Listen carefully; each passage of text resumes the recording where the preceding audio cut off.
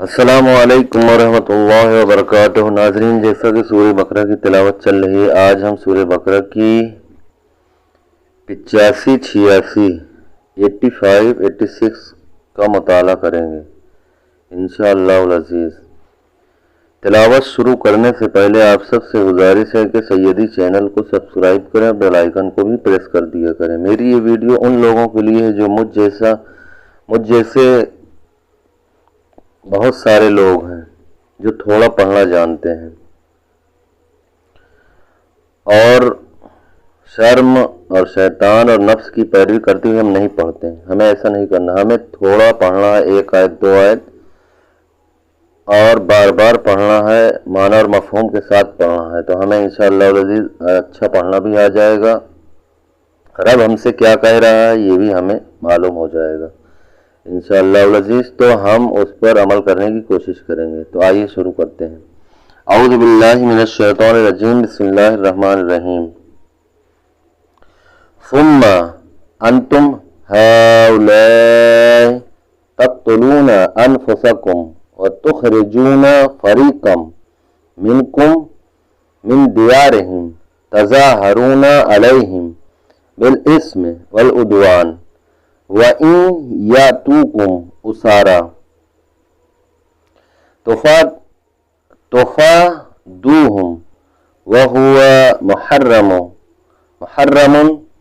عَلَيْكُمْ إِخْرَاجُهُمْ أَفَتُؤْمِنُونَ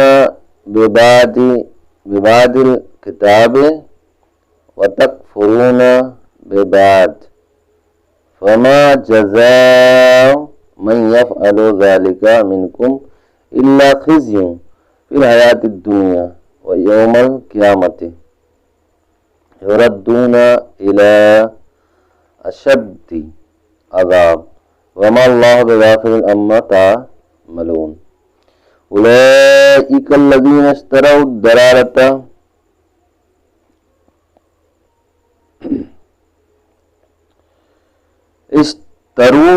حیات الدنیا بالآخرت فلا یخفف عنہم العذاب ولا هم ینصرون۔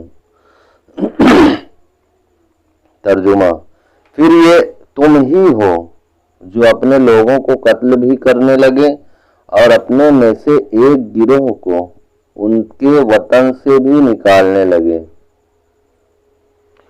تم ان کے خلاف گناہ اور زیادتی کے کاموں میں مدد بھی کرتے ہو، اور اگر وہی قیدی ہو کر تمہارے پاس آئیں تو تم معاوضہ دے کر انہیں چھڑا لیتے ہو، حالانکہ تمہارے اوپر تو ان کا نکالنا ہی حرام ہے۔ تو کیا تم اللہ کے بعض احکامات کو مانتے ہو اور بعض سے انکار کرتے ہو؟ تو جو تم میں ایسا کرے اس کا بدلہ دنیاوی زندگی میں ذلت اور رسوائی کے سوا اور کیا ہے، اور قیامت کے دن انہیں شدید ترین عذاب کی طرف لوٹایا جائے گا۔ اور اللہ تمہارے اعمال سے بے خبر نہیں۔ یہی وہ لوگ ہیں جنہوں نے آخرت کے بدلے دنیا کی زندگی خرید لی، تو ان سے نہ تو عذاب ہلکا کیا جائے گا اور نہ ہی ان کی مدد کی جائے گی۔ تفسیر: ثم انتم ہؤلاء، پھر یہ جو تم ہو۔ اس آیات میں حضور پنور صلی اللہ تعالی علیہ وآلہ وسلم کے مقدس زمانے میں موجود یہودیوں کے عجیب و غریب طرز عمل کا بیان ہے۔ اس کا پس منظر یہ ہے کہ تورات میں بنی اسرائیل کو 3 حکم دیے گئے تھے۔ پہلا، ایک دوسرے کو قتل نہ کرنا۔ دوسرا، ایک دوسرے کو جلا وطن نہ کرنا۔ تیسرا، اگر وہ اپنی قوم کے کسی مرد یا عورت کو اس حال میں پائیں کہ اسے غلام یا لونڈی بنا لیا گیا ہے تو اسے خرید کر آزاد کر دیں۔ نسل در نسل یہ عہد چلتا رہا۔ یہاں تک کہ مدینہ منورہ کے گرد و نواح میں آباد یہودیوں کے 2 قبائل بنی قریظہ اور بنی نذیر میں منتقل ہوا۔ اس وقت مدینہ شریف میں مشرکوں کے 2 قبیلے اوس اور خزرج رہتے تھے۔ بنی قریظہ اوس قبیلے کے حلیف تھے اور بنی نذیر خزرج قبیلے کے حلیف تھے، اور ہر ایک قبیلہ نے اپنے حلیف کے ساتھ قسم اٹھا رکھی تھی کہ اگر ہم میں سے کسی پر کوئی حملہ آور ہو تو دوسرا اس کی مدد کرے گا۔ جب اوس اور خزرج کے درمیان جنگ ہوتی تو بنی قریظہ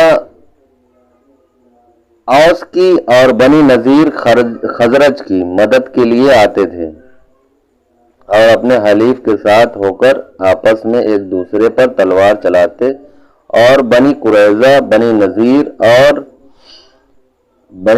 کو اور وہ بنی قریظہ کو قتل کرتے، ان کے گھر ویران کر دیتے اور انہیں ان کی رہائش گاہوں سے نکال دیتے تھے۔ لیکن جب ان کی قوم کے لوگوں کو ان کے حلیف قید کر لیتے تو وہ ان کو مال دے کر چھڑا لیتے تھے۔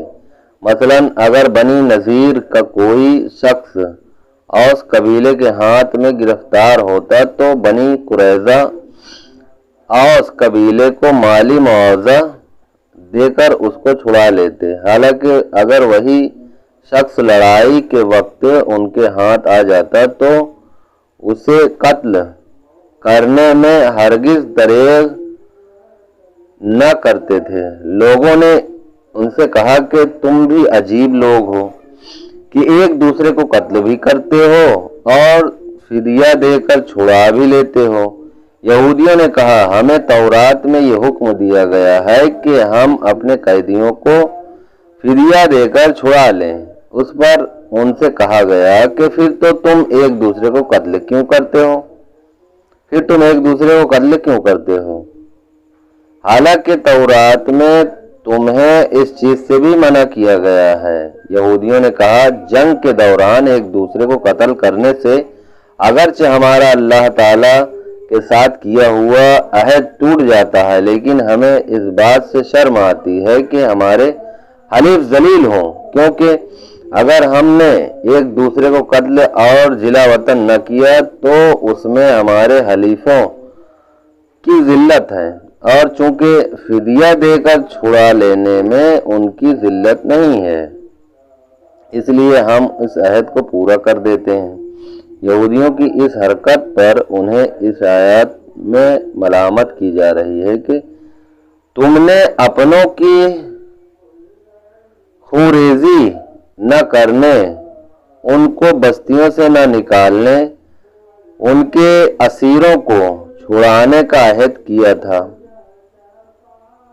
تو یہ کیا دو رنگی ہے کہ تم ایک دوسرے کو قتل اور جلا وطن کرنے میں تو ہرگز دریغ نہیں کرتے، اور جب کوئی گرفتار ہو جائے تو اسے فدیہ دے کر چھڑا لیتے ہو، اور جن باتوں کا تم سے عہد کیا تھا ان میں سے کچھ باتوں کو ماننا اور کچھ کو نہ ماننا کیا معنی رکھتا ہے؟ جب تم ایک دوسرے کو قتل اور جلا وطن کرنے سے باز نہ رہے تو تم نے عہد شکنی کی اور حرام کے مرتکب ہوئے۔ افتؤمنون ببعض الکتاب، کیا کتاب کے کچھ حصے پر ایمان رکھتے ہو؟ بنی اسرائیل کے عملی ایمان ناقص تھا کہ کچھ حصے پر عمل کرتے تھے اور کچھ پر نہیں، اور اس پر فرمایا گیا کہ کیا تم کتاب کے کچھ حصے پر عمل رکھتے ہو اور کچھ سے انکار کرتے ہو؟ اس آیات سے معلوم ہوا کہ شریعت کے تمام احکام پر ایمان رکھنا ضروری ہے اور تمام ضروری احکام پر عمل کرنا بھی ضروری ہے۔ کوئی شخص کسی وقت بھی شریعت کی پابندی سے آزاد نہیں ہو سکتا، اور خود کو طریقت کا نام لے کر یا کسی بھی طریقے سے شریعت سے آزاد کہنے والے کافر ہیں۔ اس کی تفصیل جاننے کے لیے فتاوی رضویہ کی 21ویں جلد میں موجود اعلیٰ حضرت رحمۃ اللہ تعالی علیہ کی کتاب کا مطالعہ فرمائیں۔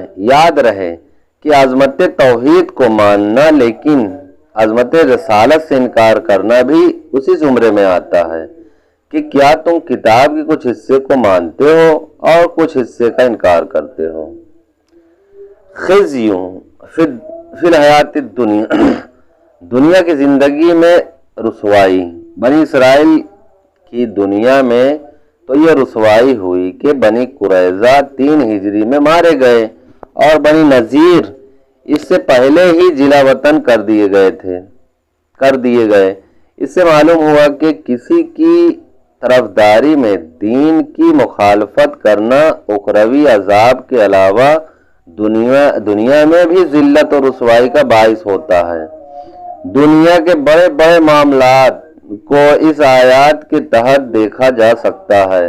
نیز یہ بھی معلوم ہوا کہ کبھی گناہوں کی شامت سے دنیاوی آفات بھی آ جاتی ہے۔ وَمَا اللَّهُ بِغَافِلٍ، اور اللہ غافل نہیں۔ اس طرح کی آیات جن میں یہ مفہوم ہو کہ اللہ تعالیٰ تمہارے اعمال سے غافل نہیں، ان میں نافرمانوں کے لیے شدید وعید ہوتی ہے کہ اللہ تعالیٰ تمہارے افعال سے بے خبر نہیں، تمہاری نافرمانیوں پر شدید عذاب دے گا۔ یوں ہی ایسی آیات میں مومنین اور صالحین کے لیے خوشخبری ہوتی ہے کہ انہیں اعمال حسنہ کی بہترین جزا ملے گی۔ سبحان اللہ عز و جل، صدق اللہ العظیم۔ مالک و مولا سے دعا ہے، مالک و مولا ہمیں قرآن مجید صحیح معنوں میں پڑھنے کی توفیق عطا فرما۔ سہون قصدن لفظن مانن جو بھی پڑھنے میں غلطی اور لغزشیں ہوئی ہوں مولا اسے معاف فرما۔ یا رب ذوالجلال، ہمیں علم دین سیکھنے، اس پر عمل کرنے اور دوسروں تک پہنچانے کی توفیق عطا فرمائے۔ یا الہ العالمین، ہم میں سے جو بیمار ہیں انہیں شفاء کاملہ واجلہ عطا فرما۔ یا رب ذوالجلال، جشن عید میلاد النبی صلی اللہ تعالی علیہ وآلہ وسلم کی برکت نصیب فرما۔ آج ربیع الاول کا چاند نظر آیا میرے مولا، ہمیں خوشی اور خرم جشن عید میلاد النبی منانے کی توفیق عطا فرما۔ یا الہ العالمین، آقا صلی اللہ علیہ وسلم کی پیدائش کے صدقے اور طفیل میں ہماری جائز دعاؤں کو، جائز تمناؤں کو اپنی بارگاہ میں قبول فرما۔ یا رب ذوالجلال، ہمارے ماں باپ کی دادا جان، دادی جان، نانا جان، نانی جان، الغرض جتنے بھی عزیز و اقربا آج تک فوت ہوئے ہیں مولا، سب کی بخشش و مغفرت فرما، سب کے صغیرہ کبیرہ گناہوں کو معاف فرما۔ الہ العالمین، بلا حساب و کتاب سب کی بخشش و مغفرت فرما۔ آمین آمین ثم آمین، بجاہ النبی الامین صلی اللہ علیہ محمد صلی اللہ علیہ وآلہ وصحبہ وبارک وسلم۔ السلام علیکم ورحمۃ اللہ وبرکاتہ۔